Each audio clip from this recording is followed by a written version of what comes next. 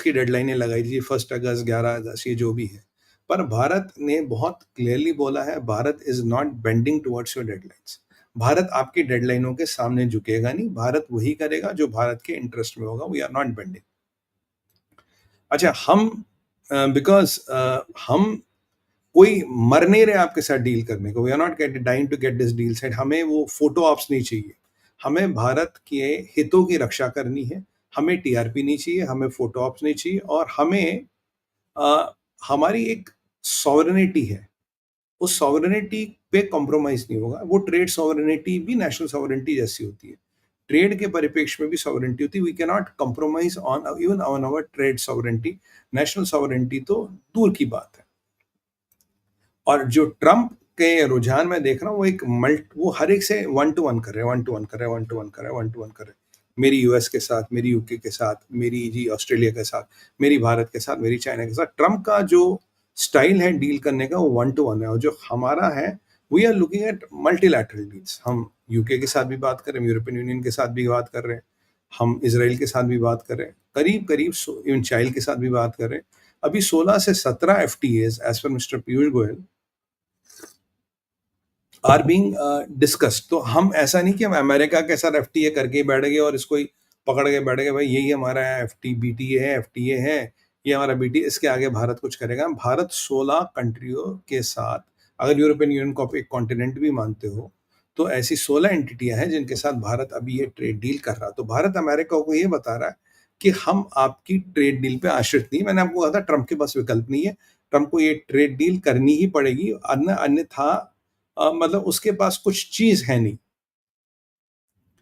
ये जो हम कह रहे हैं, जो पीयूष गोयल जी कह रहे हैं कि जी trade deal is moving at a fast pace, पर पीयूष गोयल जी ने ये भी क्लियरफाई कर दिया है, ये भारत के टर्म्स पे चीज हो रही है, भारत की चीजों पे, भारत की टर्म्स पे आगे बढ़ रही है। अब भारत का, आप जानते हैं कि भारत की जो संवेदनशील है वो है डेयरी, वो है एग्रीकल्चर, वो है फार्मा, और किसी हद तक मैं ये भी कहूंगा कि जो नई चीज उभर के आई है वो ई कॉमर्स।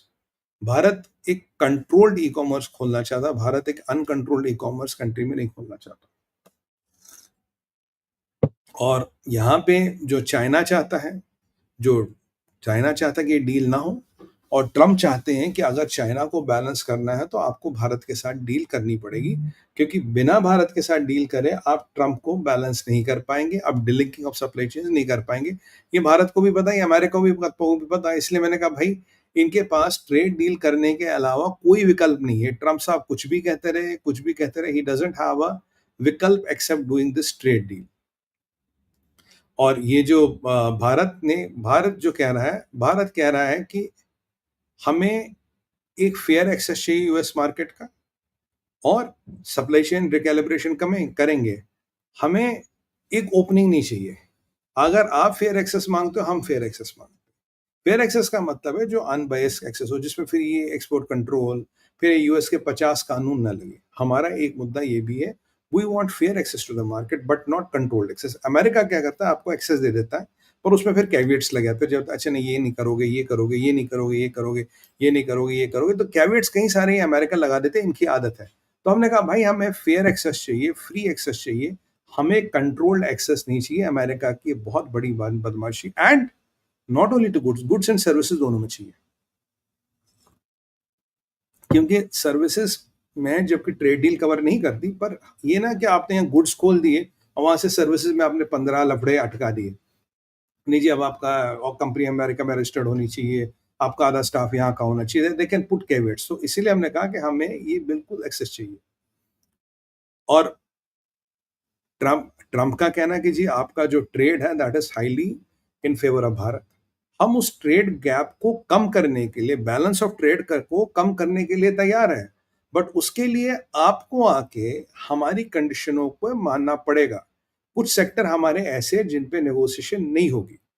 देखिए, हमें स्टील में रिलीफ चाहिए, आपने स्टील पे हमारे को पीछे तंग किया टैरिफ लगा के, हमें स्टील में रिलीफ चाहिए, आपको मार्केट पेनिट्रेशन चाहिए। तो मतलब यहाँ जो एजेंडा और आइडियाज है वो they very very clear, right. और जो ट्रम्प अभी कहते हैं, ट्रम्प तो अभी कहते हैं कहीं भी साइन कर लो। ट्रम्प क्यों कहते हैं कहीं भी साइन कर लो? ट्रम्प को एक अनाउंसमेंट चाहिए। भाई हम भारत अनाउंसमेंट नहीं देख रहा, हम अपने आने वाली जनरेशनों का फ्यूचर देख रहे हैं।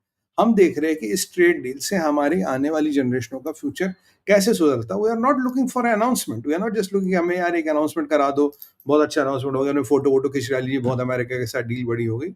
हमें एक अपने फ्यूचर जनरेशन की सेफ्टी चाहिए, हम उसको देख रहे हैं। हम आपकी तरह एक ये व्हाट यू कॉल एक ट्रेड अनाउंसमेंट नहीं दे रहे।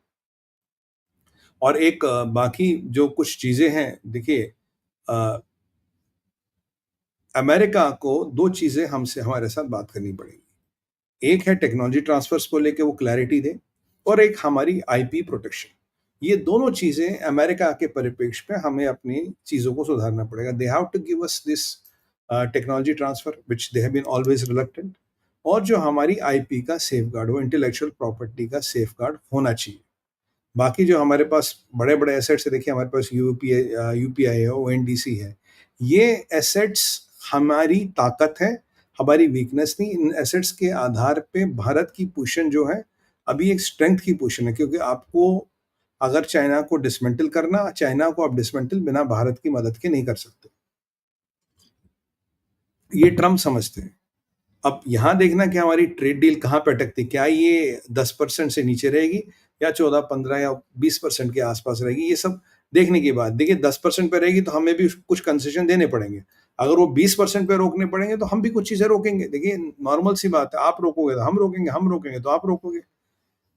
ये आज की मोदी सरकार जो है ना, इसको वेस्ट का ठप्पा नहीं चाहिए।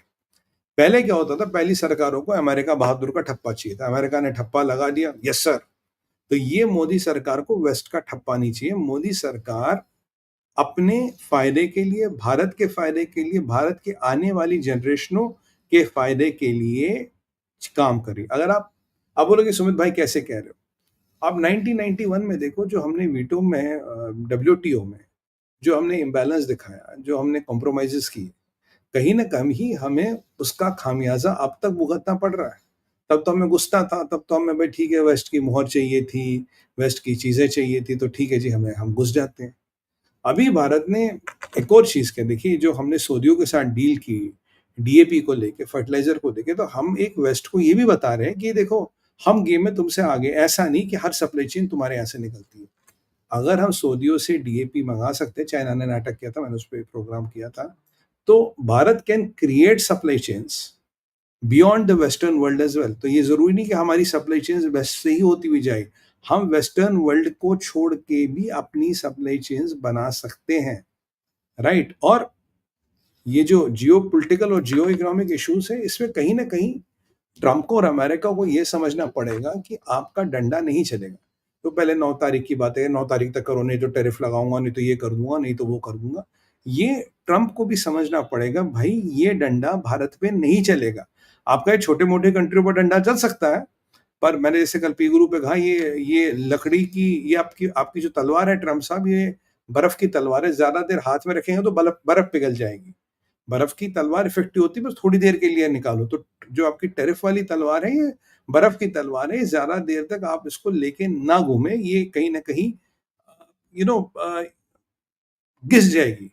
हाँ, आपको चाइना को आइसोलेट करना है, पर भारत को ये देखना पड़ेगा, कैले मतलब चाइना से हम